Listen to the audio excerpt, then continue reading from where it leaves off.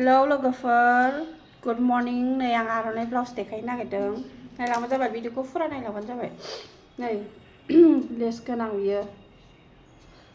दाम गोसानि आर'नाइ दे बियो 100नि नङा बिराद मोजां बेखौ आं गाननोसो सुगोदों आरो फार्स्ट टाइम गाननानै देखायगोनसै बियो नैबेयाव गांसे दंबावो बियो कालार आलदा नै आर'नाइ गांसेया गांनैल' जायो बेबायदि हाबाव ओमफ्राय फुलावथ' गांनै नांखागौ आर'नाइखौ गांसेजों जाखाया हात फुलाव नै बे गांसे दङ रेड कालार बे 32 साइज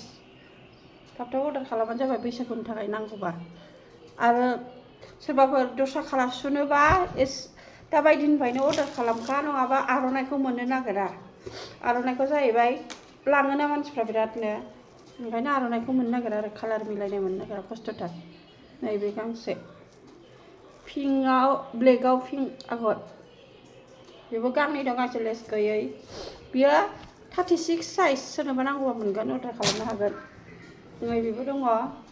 लास्ट पिस बियो गांसे मोनसे दंबावो ब्लाउसआ ओमफ्राय नै बे जाहैबाय बे गांसे दंबावो आर'नाइ ब्लाउसआ नै पिंक कालारनि बेबो 32 साइज ओमफ्राय सु डिजाइननि ब्लाउस दङ नै गांसे लास्ट पिस नै नांगौबा मोनगोन फुजि गानना होनाय माबाया बेनो ब्लाउसआ भिडिअखौ मोजां मोनदोंबा लाइक शेयार कमेन्ट खालामना होबानो जाबाय बाय बाय।